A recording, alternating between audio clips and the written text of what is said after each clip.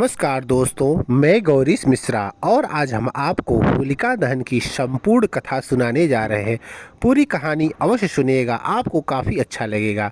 जब भगवान वाराह ने पृथ्वी को रसातल से हिरण्याक्ष को मारकर छुड़ा लाए, इससे उसके बड़े भाई हिरण्यकश्यप को बहुत रोष हुआ।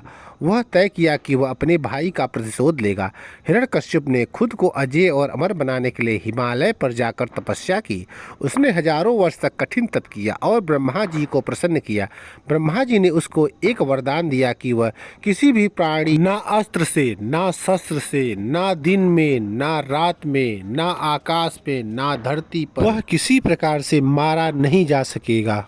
जब हिरण्यकश्यप तपस्या करने जा रहे थे, तब देवताओं ने दैत्यों की राजधानी पर हमला किया। वहां उसका कोई नेता नहीं था, इसलिए दैत्य हार कर भाग गए। देवताओं ने दैत्यों की राजधानी को लूट लिया। देवराज इंद्र ने हिरण्यकश्यप की पत्नी कयाधु को बंदी बना लिया और स्वर्ग ले गया। रास्ते में देवर्षि नारद मिले। उन्होंने इंद्र से कहा, तुम दैत्यराज की पतिव्रता पत्नी को मत ले जाओ। इंद्र ने बताया कि कयाधु गर्भवती है।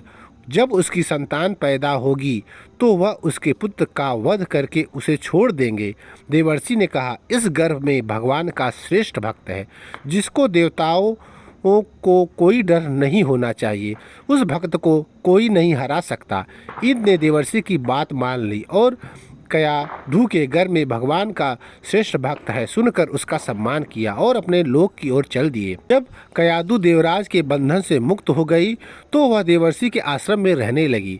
जब तक उसके पति तपस्या से वापस नहीं आए, तब तक उसके कोई सुरक्षित जगह नहीं थी। देवर्षि उसे अपनी पुत्री की तरह मानते थे और गर्भस्थ बच्चे को ध्यान देकर उसे भगवत भक्ति का उपदेश देते थे। गर्भस्थ बच्चा प्रहलाद ने उन उपदेशों को सुनकर सीख लिया। भगवान की कृपा से वह उपदेश कभी नहीं भूला। जब हिरण्यकश्यप वरदान प्राप्त कर लौटे तो उन्होंने सभी देवताओं को जीत लिया। सभी लोकपालों को हराकर वह उनकी सारी संपदाओं को अपने पास रख लिया। उसने लिए भगवान का विरोध था, इसलिए वे ऋषियों को परेशान करने लगा। वे यज्ञ भी रोक दिए और धर्म के खिलाफ हो गए। उसके गुरु शुक्राचार्य उस समय तपस्या में व्यस्त थे। उन्होंने अपने पुत्र प्रहलाद को उनके गुरु के पुत्र खड्ग और अबर्ग के पास शिक्षा प्राप्त के लिए भेज दिया। प्रहलाद जी जब 5 वर्ष के थे, एक दिन प्रहलाद जी घर वापस आए। उनकी माँ ने उन्हें खूबसूरत वस्त्रों से सजाया। प्रहलाद के पिता के पास जाकर उनको प्रणाम किया। हिरण्यकश्यप ने प्रहलाद को अपनी गोद में बैठाया, फिर उनसे प्यार से पूछा, बेटा तुमने जो कुछ पढ़ा है, क्या तुम मुझे कुछ सिखा सकते हो? प्रहलाद ने उत्तर दिया, पिताजी, सभी लोग संसार में मोहित रहकर उद्विग्न करते हैं। मेरा मानना है कि हमें अपने घरों को छोड़कर जलहीन और अंधकूप से मुक्त मनुष्य वन में जाकर श्री हरि की शरण लेनी चाहिए। हिरण्यकश्यप जोर से हंस पड़ा। उसे लगा कि कोई दुश्मन उसके पुत्र प्रहलाद को बुरा बना रहा है। उन्होंने अपने गुरु के पुत्रों से कहा, तुम्हें प्रहलाद को सुधारना होगा। उसे दैत्य कुल के उचित आदर्श, धर्म और काम की शिक्षा दो। गुरु के पुत्र प्रहलाद को अपने पास लाया और पूछा, तुमने यह अज्ञान कहाँ से सीखा? प्रहलाद जी मुस्कुराते हुए कहा, गुरुदेव, यह मैं हूँ और यह आप हैं। यह दूसरा अज्ञान है। इस दुनिया में हम भगवान की माया के चक्कर में बह रहे हैं। भगवान दयालु होते हैं और जब वे किसी पर अपनी दया बरसाते हैं तो वो इंसान के मन में बस जाते हैं। मेरे मन को उनकी अनंत कृपा से उन परम पुरुष की ओर खींच लिया। मेरे गुरु मेरे साथ बहुत मेहनत करते थे और मुझे ज्ञान का सही मार्ग दिखाते थे। उन्होंने मुझे शिक्षा दी, जैसा कि अर्थशास्त्र, दंड नीति और राजनीति के बारे में मैं अपने गुरु की शिक्षा को ध्यान से सीखता था। वे कभी विद्या का मजाक नहीं उड़ाते थे, पर उनके मन में विद्या के प्रति हमेशा आस्था थी। गुरु के पुत्रों ने जब उन्हें ठीक से पढ़ लिया तो दैत्यराज के पास गए। हिरण्यकश्यप ने अपने विनम्र पुत्र को गोद में बैठाकर पूछा, पूछा, बताओ बेटा, तुम कैसे सोचते हो कि सबसे अच्छा ज्ञान होता है? प्रहलाद जी ने कहा, मेरे अनुसार सर्वोत्तम ज्ञान वही है जो भगवान के गुणों और आचरणों को सुनना, उनकी लीलाओं और नामों का भजन, उनके श्री चरणों की सेवा, उनकी पूजा, उनकी स्तुति, उनके सामने दास बनना, उनके साथ दोस्ती और उनके प्रति अपनी आत्मा को समर्पित करने का भाव। यह 9 भक्ति का पालन करना होता है। मेरे अनुसार इन 9 भक्तियों का अनुसरण करके ही सभी अध्ययन का सबसे उत्तम फल होता है। हिरण्यकश्यप बहुत क्रोधित हो गया। उन्होंने प्रहलाद को बुरी तरह से डांटा और उसे जमीन पर गिरा दिया। उनके गुरुकुल के छात्रों ने बताया कि हमने उसे गलत नहीं सिखाया। प्रहलाद शांति से खड़े रहे, बिना किसी क्रोध के। वह अपने पिता से कहने लगे, पिताजी, आपको गुस्सा नहीं आना चाहिए। गुरु के पुत्रों का कोई दोष नहीं होता। वे लोग जो अपने घर और परिवार के मोह में फंसे रहकर जिनकी बुद्धि प्रवृत्त हो गई है, विषयों को खाने के समान नरक में ले जाने वाले होते हैं। ये विषय वस्तुओं के बार बार उपयोग करके उनमें लगे रहते हैं। नन्हा सा बच्चा त्रिभुवन विजयी दैत्यराज हिरण्यकश्यप के सामने डरे बिना खड़ा था। इसके कारण दैत्यराज को बहुत गुस्सा आया।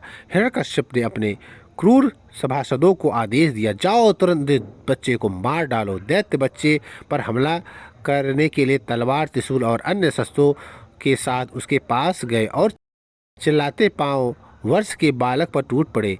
पर प्रहलाद निर्भय होकर खड़े रहे।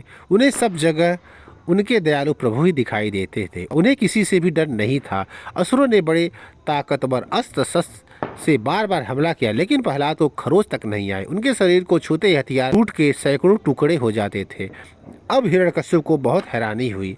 उसने तय कर लिया कि वह प्रहलाद को मारेगा।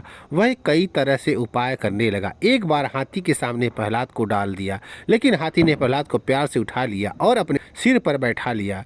फिर उसे एक कोठरी में बंद कर दिया, जहां वह भयंकर सर्पों को छोड़ दिया। लेकिन सर्प ने प्रहलाद के पास पहुंचकर केचुओं की तरह सीधे हो गए।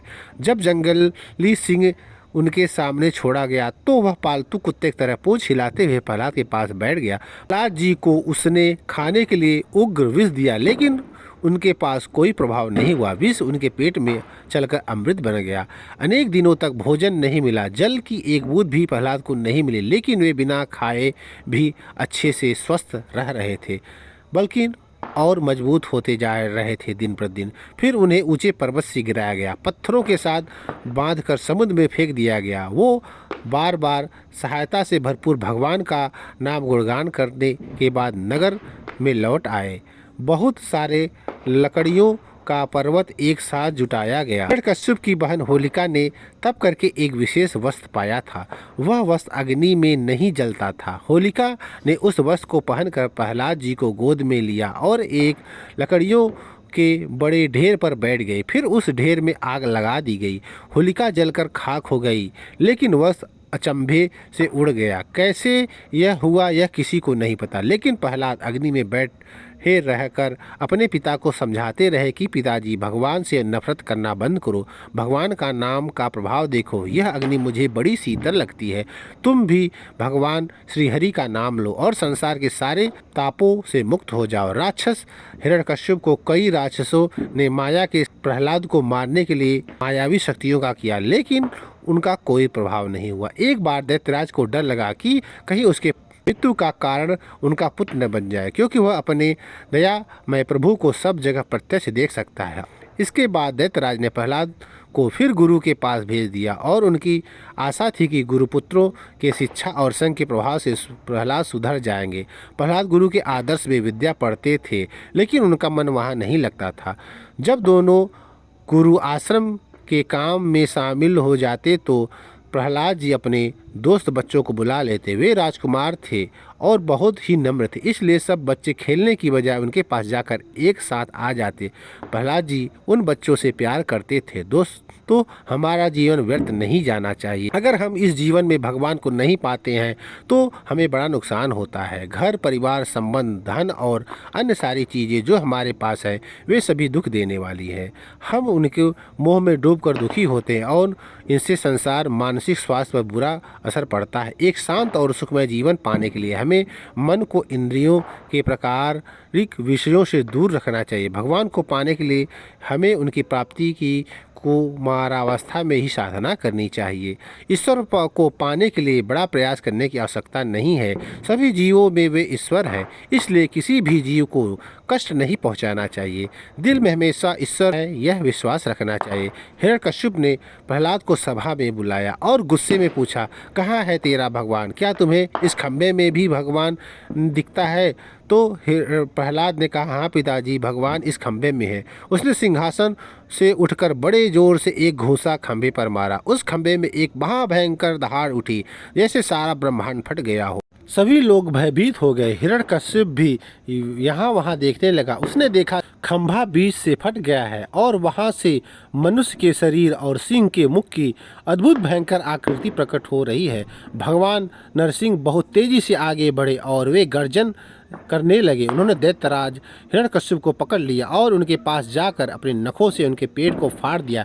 दैत्यराज हिरण्यकश्यप को मारा गया, लेकिन भगवान नरसिंह का क्रोध अब भी शांत नहीं हुआ। वे बार बार गरज रहे थे। इसके बाद ब्रह्मा, शंकर और अन्य देवताओं ने उनकी स्तुति करने लगी। माता लक्ष्मी ने भगवान के विकराल रूप को देखकर बहुत डर गई, लेकिन उनकी हिम्मत नहीं हुई कि वे उनके पास जाएं। आखिरकार ब्रह्मा जी ने प्रहलाद को भगवान नरसिंह को शांत करने के लिए उनके पास भेजा। प्रहलाद निर्भय होकर भगवान के पास गया और उनके चरणों में गिर गया। भगवान ने स्नेह से उठाया और अपनी गोद में बैठा लिया। वे बार बार प्रहलाद को चाटते और कहते, बेटा प्रहलाद, मुझे आने में बहुत देर हो गई, तुम्हें बहुत कष्ट सहना पड़ा, कृपया मुझे क्षमा करो। प्रहलाद जी का गला भर आया। आज त्रिभुवन के स्वामी उनके सर पर अपना आशीर्वाद देकर उन्हें प्यार से छू रहे थे। प्रहलाद जी धीरे से खड़े हुए और उन्होंने अपने हाथ जोड़कर भगवान की प्रशंसा की। वे बहुत भक्तिभाव से भगवान की महिमा गाई। आखिरकार भगवान ने उनसे एक वर मांगने के लिए कहा। प्रहलाद जी ने कहा, प्रभु, आप वरदान देने के बाद करके मेरी परीक्षा क्यों लेते? इसके बाद भगवान नरसिंह ने प्रहलाद को अनन्य भक्ति और हिरण्यकश्यप को मोक्ष प्रदान कर दिया।